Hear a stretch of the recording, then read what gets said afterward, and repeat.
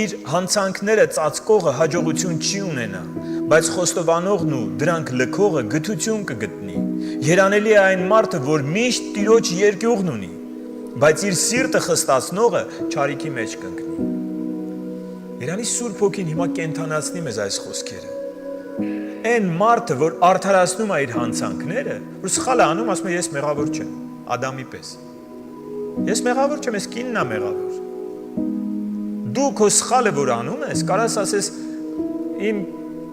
դառը կյանքն է մեղավոր, երկրի օրենքներն են մեղավոր, դու ես մարդը, որ ինձ հունից հանեց, ինքն է մեղավոր, բոլորը մեղավոր են, բայց ես մեղավոր չեմ։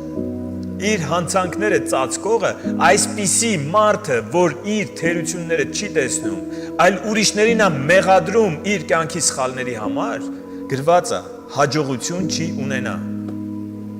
Ինչ ուզում ես արա, եթե Աստծո խոսքը ասում է հաջողություն չի ունենա, ուրեմն հաջողություն չի ունենա։ Բայց շարունակություն կա, բայց խոստովանողն ու դրանք լքողը գթություն կգտնի։ Երանելի է այն մարդը, որ միշտ Տիրոջ երկյուղ